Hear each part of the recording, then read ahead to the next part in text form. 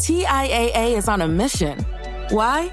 Because 54% of Black Americans don't have enough savings to retire. So in collaboration with big-name artists like Wyclef Jean, TIAA released Paper Right, new music inspiring a new financial future. With 100% of streaming sales going to a nonprofit that teaches students how to invest. Stream Paper Right now and help close the gap. The Brutally Delicious Podcast. The Brutally Delicious Podcast. The Brutally Delicious Podcast. The Brutally Delicious Podcast. What's up, everybody? This is Dark Macek with Brutally Delicious, coming at you with a review of Sonata Arctica's brand new album, Clear Cold Beyond. So I've been a fan of Sonata Arctica since I was 16 years old. This is right before they released The Days of Grays, so stylistically they'd already started veering away from the original super fast power metal era.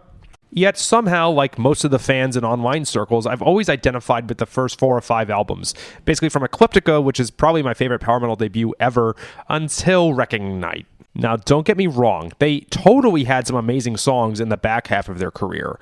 You know, Flag in the Ground and The Last Amazing Grays and The Wolves Die Young, but I have spent much of my life waiting for an Ecliptica Part 2, and I don't mean the one they re-recorded.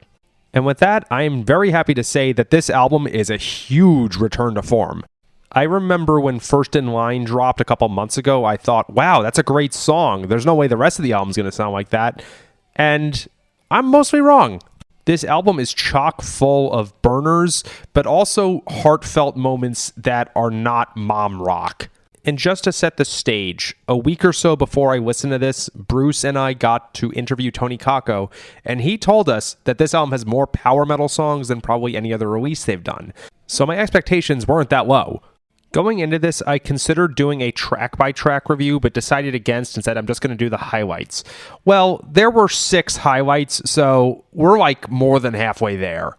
And so, let's talk about the songs. First in Line. This was the single for a reason.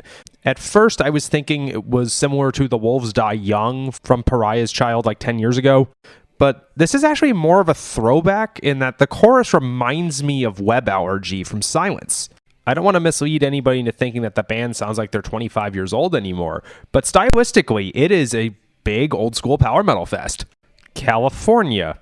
Okay, so just off the title alone, I started conjuring images of like the Red Hot Chili Peppers. Instead, we get what is probably their fastest song ever, certainly their fastest in the last 10 years, like San Sebastian Fast. True highlight track, give it a listen. Dark Empath. I'm told that there is a video for this one coming in a week or so.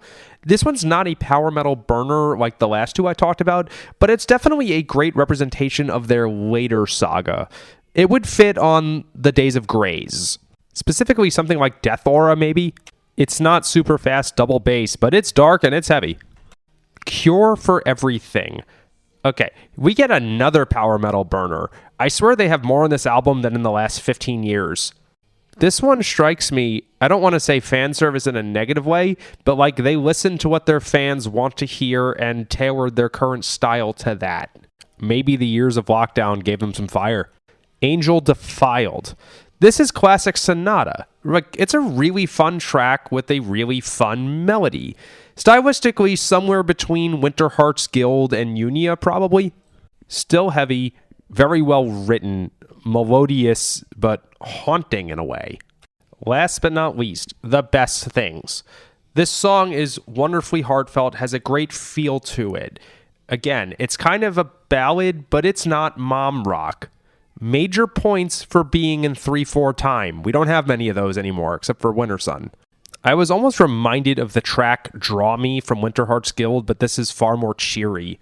So think a similar style, but not as depressing and like soul-crushing as that one was. Okay, wow. Who had Power Metal Sonata on their 2024 bingo? I would go ahead and say it's the biggest surprise of the year so far. It's January 22nd for reference, but Time 2 was announced, so kick-ass job, dudes. Come back to the US, please. It's been almost 5 years. Rock on. Hey, what's up? This is Blake Weiland. I'm the host of the Tone Mob podcast. It's a show where I interview guitar people about guitar stuff. We talk about their pedals, their amps, their accessories, their preferences, all that stuff, as well as a healthy dose of whatever comes up. Topics have ranged from aliens to addiction and anywhere in between. Oh yeah, and pizza. We're definitely going to be talking about pizza. So get the show wherever you're listening to this podcast at. Just search The Tone Mob in your search bar and it will pop right up. Come join us. We're having a lot of fun. Thanks for checking it out.